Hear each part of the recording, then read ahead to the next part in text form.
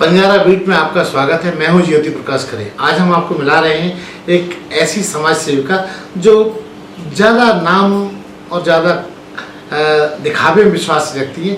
वो अपने काम में बहुत एक टीम के स्पिरिट से काम करती हैं और उनका काम अपने आप में बोलता है। चलिए पूछते हैं कि उन्होंने अब तक किया क्या है। नमस्कार वैशाली जी। नमस्कार वैशाली जी, आपका क्या ट्रैक रिकॉर्ड रहा, क्या किया अपना समाज सेवा में, क्या स्पेशल किया? हम लोग का कोहिनूर ऑलवेज ब्राइट की मैं चार्टर प्रेसिडेंट हूँ। मैंने उसकी स्टार्टिंग करी थी और कोहिनूर ऑलवेज ब्राइट पहले JCI झांसी कोहिनूर था। तो JCI एक इंटरनेशनल क्लब है, उसके ब्रांच के रूप में मैंने काम किया था। एक्सपीरियंस मेरा बहुत अच्छा रहा वहाँ पे भी। वहाँ ट्रेनिंग चीज़ें ज़्यादा होती हैं। वहाँ से मैंने सीखा कि हम लीडरशिप सीखते हैं वहाँ से, कि हम एज ए लीडर कैसे काम करते हैं, क्योंकि एक लीडर में क्वालिटी होनी चाहिए कि वो अपनी टीम को लेकर के चले।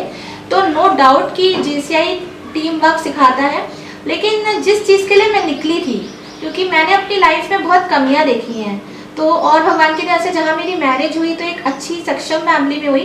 तो जिस चीज़ के लिए मैं निकली थी, जिस सेटिस्फेक्शन के लिए मैं निकली थी, तो मुझे कहीं ना कहीं रियलाइज़ हुआ कि वो मुझे किसी क्लब में नहीं मिलेगी। तो फिर मैंने उसको 1 साल के बाद मैक्सिमम अवार्ड्स लेकर के उसको ड्रॉप किया और फिर मैंने उसको कोहिनूर ऑलवेज ब्राइट NGO में कन्वर्ट कर दिया, जहाँ पे हम सिर्फ और सिर्फ ह्यूमैनिटी के लिए काम करते हैं, मानवता के लिए काम करते हैं। जहाँ पे भी हमें किसी का दुख दर्द पता चलता है कि यहाँ वो परेशान है, उसकी हेल्प के लिए काम करते हैं। और मोस्टली हमारा टारगेट बच्चे होते हैं, क्योंकि बड़े जो कर रहे हैं अपने भविष्य के लिए क्या करा, उन्होंने अपनी लाइफ जी ली, उनकी जो भी गलतियाँ हैं, लेकिन मेरा मोटो होता है कि उसमें बच्चों का कोई भी कसूर नहीं है कि वो किस फैमिली में पैदा हुए हैं। उन्होंने नहीं सोचा कि वो गरीब फैमिली में है क्या है। तो हम उनके विकास के लिए काम करते हैं, उनकी पढ़ाई के लिए, उनके त्योहारों को स्पेशल बनाना, उनको एथिक्स सिखाना, उन्हें ह्यूमैनिटी सिखाना, इन चीज़ों के बारे में हम लोग सबसे ज़्यादा काम करते हैं। वैशाली जी, आपने बताया कि आप झांसी से नहीं, कहीं बाहर से हैं। कहाँ से आप हैं और कहाँ आपका मायका कहाँ है? बिल्कुल, मेरी बर्थ प्लेस कानपुर है। कानपुर एक महानगर सिटी है और मेरी शादी यहाँ पे झांसी में हुई है। और ये भी बड़ा मतलब एक रोमांचक सा था हमारे यहाँ, क्योंकि अभी मतलब झांसी का बस सुना था कि झांसी की रानी लक्ष्मीबाई, लेकिन मैं टीचिंग करती थी। तो जब मेरे स्कूल में पता चला कि मेरी झांसी में मेरी अरेंज मैरिज है, तो जब तय हुई तो बहुत मतलब वो होता था कि अच्छा वहीं जाओगे जहाँ छुक छुक छुक छुक करके गाड़ी जाती है, क्योंकि कानपुर से यहाँ ट्रेन नहीं चलती थी वो वाली तब, क्योंकि 16 साल हो गए हैं मेरी शादी को। तो लेकिन जब मैं यहाँ आई तो मुझे बड़ा लगता था कि मैं इतनी बड़ी सिटी से आ रही हूँ, तो पता नहीं मैं यहाँ पे कोप अप कर पाऊंगी कि नहीं कर पाऊंगी। आपने कहा कि छुक छुक गाड़ी की बात आपने रानी लक्ष्मीबाई के बारे में नहीं सोचा कि उनकी तलवार ही चमकी आपकी? मैं आपको भी वही फीलिंग बताने वाली हूँ कि क्या होता है जब तक हम किसी सिटी से रूबरू नहीं हुए होते हैं। हिस्टोरिकल उसका तो हमें पता था, लेकिन क्या होता है जब आप एक महानगर से एक छोटी जगह आते हो ना, तो आपको थोड़ा सा ही लगता है कि पता नहीं हम वहाँ कोप अप कर पाएंगे नहीं कर पाएंगे। कहीं ना कहीं मॉडर्निटी में कहीं ना कहीं कुछ फर्क था यहाँ की फैमिलीज और वहाँ की फैमिलीज में। लेकिन यहाँ पे आके मुझे कभी भी ऐसा फील नहीं हुआ, क्योंकि मुझे जो फैमिली मिली, जितनी मॉडर्निटी मेरे वहाँ पे थी, जितनी खुली सोच मुझे वहाँ मेरे पापा ने फ्रीडम दी थी, उतनी ही फ्रीडम मुझे यहाँ मेरे फादर इन लॉ ने भी दी। और कानपुर से ज़्यादा यहाँ पे मैं कर पाई, जितने फ्रीडम से काम कर पाई। और आज मुझे लगता है कि झांसी में ना खुद में एक ऐसी चीज़ है जो कहीं ना कहीं खुद वुमेन एम्पावरमेंट देती है। एक कहते हैं ना कहीं कुछ वाइब्स होती हैं। तो जो रानी लक्ष्मीबाई जो फ्रीडम फाइटर उस टाइम थी, तो उनकी जो कुछ वाइब्स ऐसी हैं कि यहाँ की हर लेडी में एक ताकत है, बड़ी से बड़ी मॉडल सिटी से ज़्यादा। जी, वैशाली जी का जो शिक्षा दीक्षा है वो कहाँ तक हुई अब तक? भैया मेरे हम लोग पहले जब स्टार्टिंग में पढ़े तो कॉन्वेंट में पढ़े। हम लोग बहुत रिच फैमिली से थे स्टार्टिंग में, लेकिन उसके बाद मेरे पापा को शुगर का अटैक पड़ा और मेरी मम्मी को हार्ट की प्रॉब्लम हो गई थी। तो उसके बाद हम लोग फाइनेंशियली बहुत ज़्यादा वीक होते गए। फिर हम लोगों को सरकारी स्कूल में पढ़ना पड़ा फाइनेंशियल क्राइसिस की वजह से। तो मैंने अपना इंटर पूरा सरकारी स्कूल से किया। उसके बाद भी मैंने हिंदी मीडियम UP बोर्ड से ही किया है। और BA 3rd ईयर के टाइम पे मेरी मैरिज हो गई थी। तो ग्रेजुएशन के बाद पोस्ट ग्रेजुएशन का फॉर्म भरने के बाद भी मैं उसको कंप्लीट नहीं कर पाई, क्योंकि मैं जब यहाँ मैरिज करके आई तो मेरी जो मदर इन लॉ थी उनको कैंसर हो गया था। तो मुझे अपनी पढ़ाई को वहीं पे छोड़ना पड़ा फैमिली के। फिर उसके बाद मैं इतनी बड़ी फैमिली में आई थी कि फिर फैमिली में इन्वॉल्व होती गई और फील्ड अपना भूल गई। लेकिन मेरा फील्ड क्या था कि हमारे घर में प्रॉब्लम थी। तो हाई स्कूल के बाद हमारे साथ ये हो जाता था कि कानपुर जैसे शहर में 3 बच्चों को मम्मी पापा का करना होता था। 2 बहनें थी हम लोग, एक भाई था। तो जो चीज़ें हम लोग को जैसे कंप्यूटर सीखना है या कुछ एक्स्ट्रा चीज़ें सीखनी है तो हम लोगों को फिर उसके लिए जॉब करनी पड़ती थी कि चलो हम जॉब करेंगे तो कहीं ना कहीं हम अपने पापा का थोड़ा सपोर्ट कर पाएंगे। तो वहाँ आपने जॉब किया? मैंने हाई स्कूल के बाद से जॉब करी है। पहले मैंने हाई स्कूल के बाद से पार्ट टाइम जॉब करी और फिर उसके बाद मैंने इंटर के बाद से तो अपना जो कॉलेज था वो प्राइवेट करके फुल टाइम जॉब करी है। वैशाली जी, आपके समाज सेवा के अलावा और क्या हिडन शौक हैं जो आप जब फुर्सत में होती हैं तो करती हैं? भैया शौक में तो यह है कि बहुत सारे शौक ऐसे थे जो पूरे नहीं हो पाए, हाँ, लेकिन अब उनका कोई गम नहीं है क्योंकि ठीक है, ज़रूरी नहीं होता कि हम लाइफ में जो भी सोचे वो हमें मिले। जैसे मुझे शादी के पहले डांस का बहुत शौक था, लेकिन जैसे मैंने अभी आपको बताया कि हम लोग के साथ फाइनेंशियल प्रॉब्लम्स थी, तो पहले जो ज़रूरत की चीज़ें थी, पढ़ाई थी, ट्यूशन फीसेस थी, वो ज़्यादा ज़रूरी होती थी। तो जैसे आजकल के बच्चों को मिल रहा है कि डांस क्लासेस मिल जाती हैं, आज आप डांस इंडिया डांस और ये सब देखते हो ना, तो अंदर से बड़ा लगता है कि काश हम भी उस टाइम अगर क्लासेस करते तो हमारे अंदर वो बात थी कि हम कर पाते। और मैं यूपी टॉपर रह चुकी हूँ, मैंने उस टाइम हाई स्कूल टॉप किया था, तो मुझे बहुत लगता था कि मैं किसी अच्छे कंपटीशन लेवल पे आगे जा सकती हूँ, आगे स्टडीज़ कर सकती हूँ। लेकिन ठीक है, मैं अपनी फैमिली से खुश हूँ, अभी कोई दिक्कत नहीं है, जैसी भी लाइफ है, जैसी भी भगवान ने दी। लेकिन कहीं ना कहीं अगर कुछ छिनता है तो कुछ मिलता भी है। वहाँ अगर स्टडीज़ आगे कंटिन्यू नहीं कर पाई तो फिर यहाँ मैंने अलग फील्ड अपना बनाया है। आपने बहुत सारी महिलाओं का एक ग्रुप बना रखा है, ये बहुत बड़ी नेतृत्व क्षमता के अंतर्गत आता है। कैसे आप में ये ऊर्जा आई? मैंने अभी बताया था भैया कि ये चीज़ मैंने देखी, जहाँ से हम हमें सीखने की कोई उम्र नहीं होती है, और जहाँ से हम कोई चीज़ सीख रहे हैं तो हमें उसे हमेशा एक्सेप्ट भी करना चाहिए कि चीज़ हमने यहाँ से सीखी है। हालांकि अभी मैं JCI का हिस्सा नहीं हूँ, मैं उसको ड्रॉप कर चुकी हूँ, लेकिन फिर भी मैं उस चीज़ के लिए JCI को थैंक्स बोलना चाहूँगी क्योंकि JCI में लीडरशिप क्वालिटी सिखाई जाती है। जो हमारे सीनियर्स होते हैं, अगर हम कहीं पे भी अटकते हैं तो हमें टाइम टू टाइम हमेशा बताते हैं कि आप ऐसे इस प्रॉब्लम से निकल सकते हैं, आप ऐसे अपनी टीम को कन्विंस कर सकते हैं, ऐसे। तो वहाँ से लीडरशिप आती है। लेकिन हाँ, एक बात मैं आपको ये ज़रूर बताऊंगी कि एक लेडीज़ NGO चलाना कहीं ना कहीं बहुत चैलेंज है।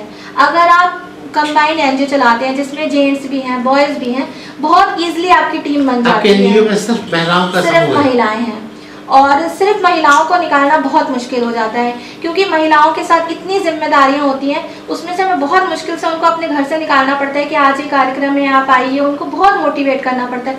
जबकि अगर बॉयज़ और जेंट्स होते हैं तो वो लोग फिर भी अपने समय में से निकाल लेते हैं क्योंकि उनके ऊपर सिर्फ बाहर की जिम्मेदारी है, लेकिन एक लेडीज़ के ऊपर हर तरफ की जिम्मेदारी है। और मैं तो सैल्यूट करती हूँ उन सारी लेडीज़ को कि अगर पूरे घर के बाद अगर वो मुझे अपना 1 घंटा भी देती हैं, अगर वो इतना भी उन्हें मैं मोटिवेट कर पाई हूँ, तो वो लेडीज़ भी मेरे लिए रिस्पेक्टेबल ही है।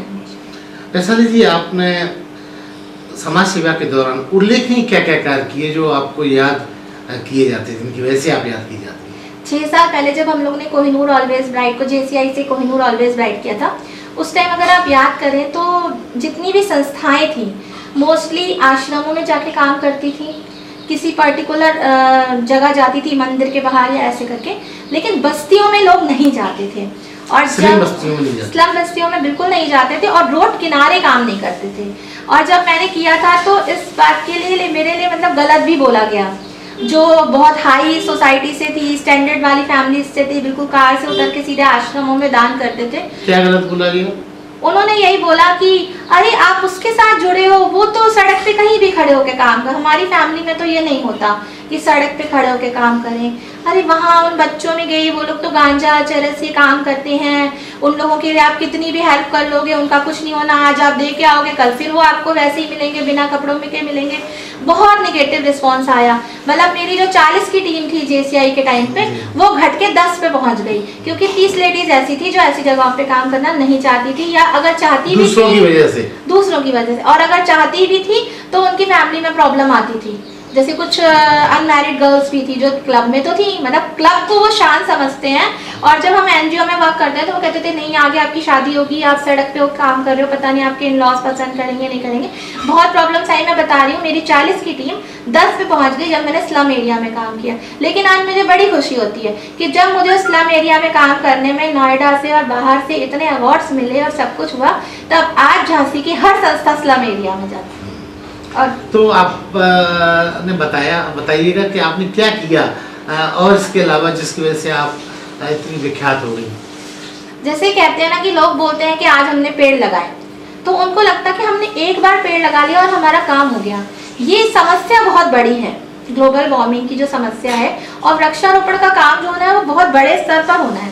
बहुत बड़ी बड़ी स्कीमें भी आती हैं, बोलते हैं इतने वृक्ष लगाएंगे, ये जगह लगाएंगे, अब मैं नाम नहीं लेना चाहूँगी, ठीक है। तो बहुत चीज़ें होती हैं, लेकिन वो सिर्फ कागजों में रह जाती हैं। इस बात को मैं बिल्कुल बोलूँगी कि सिर्फ कागजों में दिखती हैं। आप बताइए, अगर इतने बड़े बड़े प्रोजेक्ट आते, अगर हर साल इतने लगे होते, तो आज वो पेड़ कहाँ हैं? नहीं, पेड़ कुछ दिनों बाद मर जाते हैं।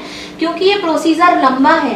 पेड़ों को लगाने से ज्यादा उनका संरक्षण जरूरी है। जो पहले से है, हम पहले उनकी, जो कहते हैं ना कि हमारे पास जो चीज है घर में, हम पहले उसे तो संभाल लें, नया तो हम फिर ले ही लेंगे। नया भी जरूरी है, संरचना भी जरूरी है, लेकिन जो चीज है वही नहीं संभल रहे हैं। तो हम लोगों की संस्था ने ये काम स्टार्ट किया था कि हम लोग जैसे हमारा ये स्टार्ट होगा टाइम गर्मियों का, तो हम लोग क्या करते थे कि पेड़ों पे मैसेजेस, अभी भी आपको बीकेडी पे हमारे पेड़ों पे कोहिनूर के मैसेजेस दिखेंगे कि पेड़ मत काटो, वृक्षों को बचाओ, ये भी करते थे। और हम लोगों का जो गो ग्रीन मिशन चल रहा है, 4 साल से चल रहा है, स्टार्टिंग के 2 साल हम लोगों का भी वैसे ही। क्या होता है, जब आप स्टार्ट में आते हो ना, तो आप वही करते हो जो आप अपने अगल बगल देखते हो लोग कर रहे हैं, फिर जब आप अनुसरण करते हैं, सीखते हैं। सीखने की कभी भी उम्र खत्म नहीं होती है। लेकिन जब हम देखते हैं कि जो हमने, जैसे हमारा भी यही हुआ कि लास्ट टाइम ने तो हमने यहाँ पेड़ लगाए थे, अब तो यहाँ पेड़ है ही नहीं, तो फिर हमें वो सेटिस्फेक्शन नहीं मिला कि फिर तो कुछ हो ही नहीं रहा, तो फिर हर साल यही करेंगे। फिर हम लोगों ने उसको चेंज किया, हम लोगों ने उसको बहुत सारे चरणों में डिवाइड किया। हम लोगों ने उसको नाम दिया गो ग्रीन मिशन। हमारा कोहिनूर में ही सिर्फ ऐसा है जो गो ग्रीन मिशन हर साल चलता है हम लोगों का। हम लोग उसमें सारे पार्ट्स करते हैं, हम लोग पेड़ों को बचाते भी हैं। अच्छा, हम लोग बड़े बड़े मिनिस्टर्स के बंगले के सामने जो पेड़ कट रहे थे, उन पे भी लिख के आगे कि निकले तो वो देख लें कि देखो आप लोगों के सामने तो नहीं कटने चाहिए एटलीस्ट, है ना। और सारे डिवाइडर्स पे भी हम लोग कवर करते हैं। और उसके अलावा हम लोग ये कर देते हैं, अपने सारे मेंबर्स को जिम्मेदारी दे देते हैं कि अब ये 2 पेड़ 3 पेड़, पहली बात तो जब आप 6 लगाओगे उसमें से 3 ही पनप पाते हैं, कि कम से कम इन 3 को आप देखते रहना। तो उसको हम लोग एक तरीके से पेड़ों को अडॉप्ट भी कर लेते हैं करना। और उसके अलावा हम लोग इसमें गो ग्रीन मिशन का दूसरा चरण जो है हमारा, वो पक्षियों को लेकर के है। दाना पानी प्रोजेक्ट, ये भी हमारा हर ईयर चलता है। अभी आप मेरे घर में भी देख सकते हैं, अभी मैंने कुछ टाइम पहले वीडियो भी डाली थी। बड़ा सुकून मिलता है उसमें जब चिड़िया आती है। और आजकल के टाइम में आपको वो गौरैया वाली चिड़िया दिखती भी नहीं होगी, तो ये वाला एक, इसमें ये वाला भी रहता है। और थर्ड, हम लोग ने हर साल ये भी निकाला हुआ है कि देखिए क्या होता है कि आज हम संस्था से कर लेंगे, वो संस्था से कर लेंगे, लेकिन ये बहुत बड़ी क्रांति लानी है। जो अब लोग अपने घर बनाते जा रहे हैं, चीज़ें होती जा रही हैं, पेड़ कटते जा रहे हैं, तो ये पर पर्सन को करना पड़ेगा। तो इसके लिए हम लोग ना सेल्फी अवार्ड भी निकालते हैं कि आप एक पेड़ लगाइए और फिर 6 महीने तक कंटिन्यू हमें उस पेड़ की रिपोर्ट देते रहिए। सेम पेड़ आपका कितना बड़ा किया, 6 महीने बाद हम उसे अवॉर्डेड भी करते हैं उसके लिए। तुलसी जी, जैसा कि आप बता रही हैं कि आपने इतना कुछ किया, तो इन सारे मुद्दों पे कठिनाई कहाँ आती है और फंड्स कैसे आप मैनेज करती हैं? क्योंकि किसी भी काम को करने के लिए मुद्रा की ज़रूरत होती है। बिल्कुल भैया, फंड्स की बहुत दिक्कत आती है। इसी वजह से बहुत सारे ऐसे कॉन्सेप्ट भी हैं जो मन में है, लेकिन हम लोग नहीं भी कर पाते हैं। लेकिन ऐसा नहीं है, जब हम कुछ अच्छा सोचते हैं ना, तो आप विश्वास नहीं करोगे, आज 6 साल हो गए हैं एनजीओ को करते करते, तो मेंबरशिप नहीं है। सबसे बड़ी बात, हमारे कोहिनूर ऑलवेज राइट की कोई मेंबरशिप नहीं है। जब वो जेसीआई में था, क्लब था, तब वहाँ मेंबरशिप थी, लेकिन जब मैंने इसको एनजीओ में बदला तब से कोई मेंबरशिप नहीं है। लेकिन हमारा हर इवेंट सिर्फ मैं अपना आइडिया डालती हूँ कि हम ऐसा ऐसा करने जा रहे हैं, और मेरी टीम की वजह से ही हो पाता है। मेरी टीम में से हर कोई कह देता मैं ऐसा कर दूंगा, मैं ऐसा कर दूंगा, और वो प्रोग्राम कैसे हो जाता है पता भी नहीं चलता है। कई बार हम सोचते हैं कि ये 5-6 चेहरे हैं जो हर बार हेल्प करते हैं, लेकिन कई बार वो 5-6 चेहरे भी झांसी में नहीं होते हैं, तब भी वो प्रोग्राम होता है। क्योंकि जब अच्छे काम होने होते हैं ना, तो वो भगवान अपने आप जरिए भेजते हैं और वो काम। आपके टीम में कितने क्रिएटिव लोग हैं, कितने सक्रिय लोग हैं? अगर एक्टिव देखें तो 10 to 12 मेंबर्स हैं, और वैसे अगर टीम देखें तो हम 40-50 भी बता सकते हैं। ज्यादातर संख्या महिलाओं की है? सब महिलाएं ही हैं। अच्छा, महिलाएं ही हैं। अच्छा, जहाँ आपने सब कुछ इतना किया है, तो आपको कहाँ कहाँ पुरस्कारों से नवाजा गया?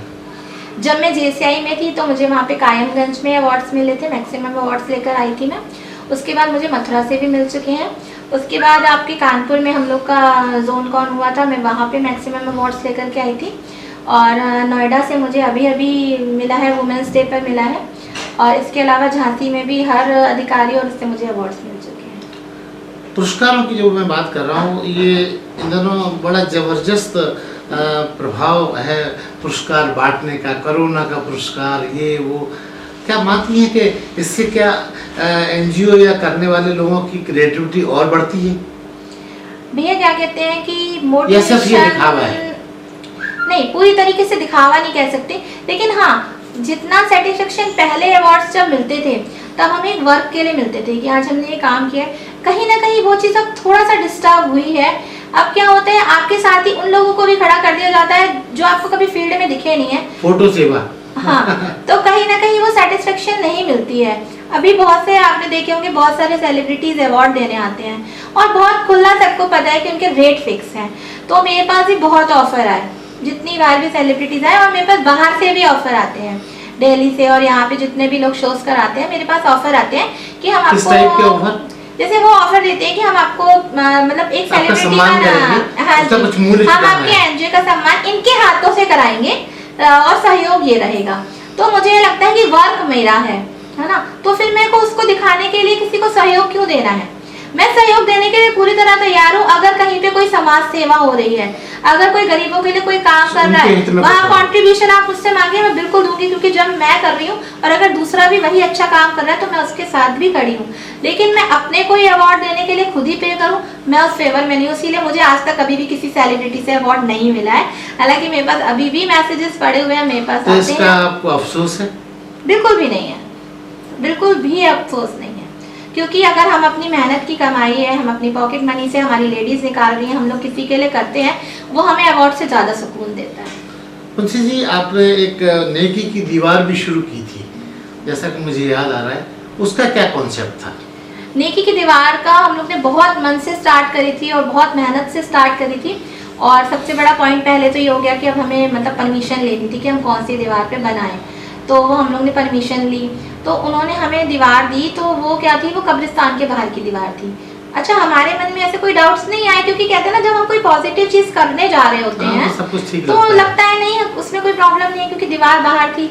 लेकिन क्या हुआ कि कुछ लोगों के मन में आया, तो कुछ लोगों ने वहाँ से कपड़े नहीं भी उठाए, कुछ ने उठाए, लेकिन सही चल रहा था, ऐसी कोई प्रॉब्लम नहीं थी। लेकिन प्रॉब्लम ये आ गई कि कहते हैं ना कि किसी को अगर उसमें गलत पॉइंट ढूंढने हो तो वो अच्छाई में भी गलत पॉइंट ढूंढ लेगा। और हम लोग मैं थोड़ा सा सिद्धांतों में चलती हूँ, हर किसी की बात नहीं मानती हूँ, या उसे कह लो विरोध है ना, या कुछ भी हुआ हो, मुझे नहीं पता कि क्या प्रॉब्लम हुई। लेकिन फिर उसके लिए लोगों ने बोला कि देखो वहाँ तो कपड़े गिरे पड़े हैं, तो लोगों ने मतलब लोगों ने मुझे अच्छे वीडियो भी भेजे कि देखिए आपकी दीवार है यहाँ पे, और देखिए वहाँ से हम कपड़े टांग कर आए, वहाँ से लोग कपड़े उतार रहे हैं। लेकिन फिर कुछ लोगों ने ये विरोध किया कि आपके कपड़े गिर गए। तो मैं आज ये बात जरूर आपके जरिए, आज मुझे मौका मिला है तो मैं बोलना चाहूंगी कि आज अगर हमारे घर में भी हम कपड़े धो के छत पे डालते हैं तो आंधी या बारिश चलती है तो वो कपड़े भी गिर जाते हैं। इसका मतलब ये नहीं है कि हम उसकी केयर नहीं करते हैं। हमारी team time to time care करने जाती थी।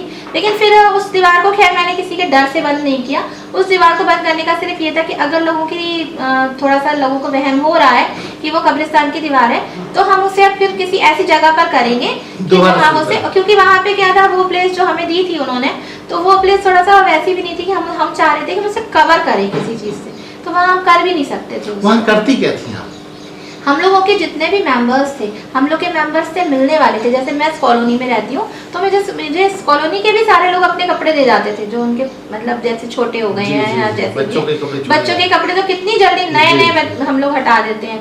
तो हम लोग वहाँ जाके हर ट्यूसडे, हम लोग का नियम था, हम लोग जाते थे, सारे कपड़े वहाँ सेट करते, और वहाँ से आप विश्वास करो, जो हम लोग खूटियाँ टांग कर आए थे वो चोरी हो जाती थी, वो भी उखाड़ ले जाते थे 2-3 दिन के अंदर। और इतनी मतलब इतनी खुशी होती थी, अगर हम लोग कहीं जाते भी थे ना, झांसी में जैसे घूमने जा रहे हैं या निकल रहे हैं, पार्क जा रहे हैं, हम लोग अपनी दीवार देखते हुए जाते हैं कि दीवार का अभी क्या हाल। उसके बाद जब ये बोला गया ना कि हम केयर नहीं करते हैं, तो हमें कहीं ना कहीं बड़ा दुख भी हुआ, क्योंकि हम किस फीलिंग से कर रहे हैं उसको आप नहीं समझ सकते। हम कर रहे हैं, हम हर मंगल जाते थे, हम लोग नई खुटियाँ लगाते थे, फिर हम लोग ने वो कीले लगाने शुरू कर दिए कि चलो कीले नहीं निकालेंगे। आप विश्वास करो, वो कीले भी लोग निकाल के ले गए। लेकिन हम लोगों का उसको हटाने का मकसद सिर्फ ये था कि अगर लोगों का वहम जुड़ा है कब्रिस्तान को लेकर के, तो हम लोग बहुत जल्दी ये कॉन्सेप्ट फिर से भी अपना लेकर के आएंगे, फिर दोबारा शुरू करेंगे। दोबारा शुरू करें। अभी ये कोरोना में तो 1-1.5 साल ऐसे ही निकल गया है। वैशाली जी, जहाँ आपने इतना सब काम किया, तो वहाँ आप दूसरों के कोपभाजन का शिकार कहाँ हुए? क्योंकि जहाँ आपकी निर्भीकता दिख रही है, तो वहाँ ऐसा भी लगता है कि आपके विरोधी भी बहुत होंगे। मेरे विरोधी ही हैं विरोधी ही है, पक्ष में तो बहुत कम लोग होते हैं। प्रॉब्लम क्या है कि मुझे राजनीति पसंद नहीं है, पॉलिटिक्स पसंद नहीं है। मुझे अभी व्यापार मंडल में भी एक पोस्ट मिली, तो कहीं ना कहीं मुझे उसमें सेटिस्फेक्शन नहीं मिला। कहीं ना कहीं वो फिर जाके एक पॉलिटिकल फील्ड से जुड़ी थी। मुझे नहीं पता था कि वहाँ पे पॉलिटिक्स है, तो शायद मैं पोस्ट लेती भी नहीं, और मैं वो पोस्ट में रिज़ाइन भी करने वाली हूँ। तो मैं जिस सेटिस्फेक्शन, मैंने आपको बताया ना कि मैंने अपनी फैमिली में बहुत सारी चीज़ें फेस करी हैं। मैं डांस सीखना चाहती थी, फीस की वजह से मैं नहीं सीख पाई। मैं फर्दर स्टडीज़ करना चाहती थी, लेकिन मैंने देखा कि नहीं, मेरी फैमिली के हिसाब से मुझे मैरिज कर लेनी चाहिए। तो मम्मी पापा अभी भी दोनों बहुत बीमार रहते हैं, तो बहुत सारी चीज़ों में मैं कॉम्प्रोमाइज़ करती आई ना। तो मैं बस ये चाहती हूँ कि अब अगर भगवान ने मुझे सक्षम फैमिली में भेजा है, तो मैं कुछ ऐसा करूँ कि लोगों को बच्चों, जो अब मैंने कहा ना, मैं बच्चों के लिए वर्क करना ज़्यादा प्रेफरेंस करती हूँ, क्योंकि बड़े अब अपनी लाइफ के खुद जिम्मेदार हैं। तो बच्चों के लिए मैं करती हूँ कि कम से कम उनको कॉम्प्रोमाइज़ नहीं करने पड़े।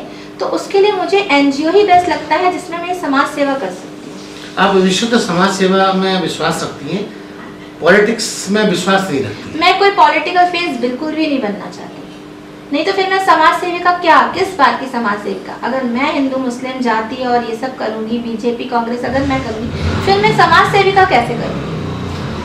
वैशाली जी, आपका जो आगे का नया प्रोजेक्ट्स क्या है, जिसमें आप सोचती हैं कि बच्चों को, जैसा कि आपने उल्लेख किया कि बच्चों के लिए कुछ करना चाहती हैं, तो क्या ऐसा नया करना चाहती हैं जिससे आपको आने वाली पीढ़ी याद रखेगी? अभी मैंने लास्ट ईयर अपनी वैशाली की नेकी की पाठशाला स्टार्ट करी थी। मैं चाहती थी कि इसमें मेरी पूरी टीम साथ में आए, लेकिन लेडीज़ डेली नहीं निकल सकती, और पाठशाला जब तक डेली नहीं हो तब तक उसका कोई मीनिंग नहीं होता। तो फिर मैंने कहा मैं इसको 2-3 साल से स्टार्ट करना चाहती थी, लेकिन मुझे सपोर्ट नहीं मिल रहा था। क्योंकि आप देखो, जैसे क्या हुआ, आज टीम नहीं बन पा रही थी आपकी? टीम भी नहीं बन रही थी, और कहीं से भी कोई सपोर्ट नहीं मिल रहा था, किसी का भी, फंड का, या कोई उसको चाहे कि हाँ ये काम हो रहा है तो उसको हम सपोर्ट करें, वो क्यों नहीं मिल रहा था। उसकी आप एक वजह देखो कि जब हम कोई इवेंट करते हैं तो उसको कवरेज करवाते हैं, तो उस दिन का वो प्रोग्राम हो जाता है, तो उस दिन का उस चीज़ की फेम मिल गई। लेकिन अब हमें पाठशाला चलानी है 365 दिन, तो हम 365 दिन तो वही चीज़ न्यूज़ नहीं करेंगे। तो पहले दूसरे दिन तो लोग आ गए मेरे साथ, फिर जब उन्हें लगा तो रोज ही जाना है, तो धीरे धीरे करके लोग कम होते गए, फिर मैं लास्ट में अकेली बची। मतलब ये महत्वपूर्ण इवेंट्स में फोटो निकलती हैं, फेसबुक की शान बनती है, वो तो ठीक लगता है, लेकिन रोज रोज वैशाली जी की पाठशाला में कौन आए? तो पहले मैंने उसको नेकी की पाठशाला नाम दिया था, और फिर जब कोई नहीं आ रहा था तो मैंने उसे वैशाली की पाठशाला रख दिया, और मुझे लगा कि नहीं ठीक है, कोई नहीं आता तो कोई बात नहीं, मैं उसे कंटिन्यू करूँगी, और मैं कंटिन्यू जाती थी। बस अभी ये कोरोना की वजह से फिर सभी रुक गए, पूरी लाइफ ही सबकी रुक गई है, लेकिन जैसे ये कोरोना ख़त्म होता है तो मैं फिर से स्टार्ट करूँगी। और मैं, ऐसा कोई नहीं है कि उनको पूरा पर्टिकुलर स्कूल वाली पढ़ाई करती थी, मेरा मेन ये होता है कि उनको कम से कम बेसिक नॉलेज मिले। वो जो अपनी लाइफ स्टाइल ही नहीं जीना जान रहे हैं कि कपड़े कैसे पहनने, खाना कैसे है, उनको क्या करना चाहिए, गलत बोलना नहीं चाहिए, एटलीस्ट कम से कम यहाँ से तो उठें। हाँ, अपना शैक्षणिक योग्यताएं बढ़ाएं और जीवन शैली बदलें। बिल्कुल। वैशाली जी, एक बड़ा दिलचस्प सवाल मैं आपसे जानना चाह रहा हूँ। आपने बताया कि आपकी महिलाओं की लगभग 40 महिलाओं की टीम है। कहते हैं महिलाओं की मित्रता लंबी चलती नहीं है, तो ये टीम कैसे चल रही है, ये बताएं आप। टीम ऐसे चल रही है भैया। क्या मानती है कि महिलाओं की मित्रता लंबी चलती नहीं? हाँ, बिल्कुल नहीं चलती है। फिर आप कैसे चला रही हैं? वो कौन सा पदार्थ खिलाया सबको आपने? भैया ऐसा होता है कि जब आप 40 लोगों का ग्रुप बनाते हैं, उसमें से कुछ तो 10 ऐसे होते हैं जो आपके जैसे होते हैं। पूरा आपको अपने जैसा तो देखो कोई नहीं मिल सकता है, लेकिन कम से कम जो जिन अच्छी भावनाओं के साथ आप आगे बढ़ना चाहते हो, जो सेटिस्फेक्शन आपको चाहिए, जो सुकून आपको मिलता है गरीबों की सेवा करके, तो कुछ ऐसे लोग आपको मिलते हैं जो वही चीज़ करना चाहते हैं जो हम करना चाहते हैं। तो 40 में से 4, 5, 3 कभी तो कोई हमारे साथ रहता ही है। बाकी तो देखिए हर जगह से लोग आते रहते हैं, जाते रहते हैं, लेकिन जो अच्छे काम होते हैं वो हमेशा होते रहते हैं। लेकिन फिर भी मैं एक मैसेज देना चाहूँगी, रानी लक्ष्मीबाई की नगरी है, सब है, वुमेन एम्पावरमेंट की बातें होती हैं, एकता की बातें होती हैं, लेकिन झांसी में महिलाओं में एकता नहीं है। आज हर कोई अलग अलग काम कर रहा है, लेकिन अगर यही लेडीज मिलकर कुछ करती तो बहुत बड़ी क्रांति ला सकती थी, लेकिन ये एकता नहीं है। अभी भी लोग एक दूसरे से होड़ में काम कर रहे हैं, लेग पुलिंग करते हैं। लेग पुलिंग भी है और होड़ भी बहुत है। मतलब मेरा ये कहना है कि आप समाज सेवा के लिए निकल रहे हो, लेकिन आप इतनी होड़ नहीं करो कि पता लगा आप वृद्धाश्रम में जा रहे हो और आपके घर में बड़े बूढ़े परेशान हो रहे हैं। आप बाहर पढ़ाने जा रहे हो और मैं आपको ऐसे लोग बता सकती हूँ जिनके बच्चे एबनॉर्मल हैं। एबनॉर्मल बच्चे को तो माँ हर पल चाहिए, वो बाहर समाज सेवा के बड़े बड़े क्षेत्रों में नाम लेकर बैठे हैं और बच्चे और सास रो रहे हैं। ऐसे लोग भी हैं। तो मुझे उस होड़ में नहीं, बिल्कुल मुझे उस होड़ में बिल्कुल शामिल नहीं होना है। तो मैं बहुत बैलेंस बना के, तो मेरे साथ टीम भी वही है जो एक बैलेंस बना के चलती है। क्योंकि देखिए आज अगर मैं अपनी शॉप भी संभालती हूँ इनके साथ, अगर मैं बिजनेस में इनका सपोर्ट नहीं, हमारी बाथरूम सैनिटरी फिटिंग्स की है, अगर हम फाइनेंशियली ही मजबूत नहीं होंगे, है ना, तो हम लोगों की हेल्प कैसे करेंगे। तो हमें एक लेडी जो रानी लक्ष्मीबाई थी, ठीक है, तो वो ऐसा नहीं है कि वो युद्ध लड़ने चली जाती थी तो वहां का नहीं देखती थी। तो अगर सबको उनको आइडियल बनाना है तो फिर पूरी तरीके से बनाइए ना। वो भी तो अपने बच्चे को अपने पीछे बांध के निकली थी, अपने बच्चे को घर छोड़कर नहीं निकली थी।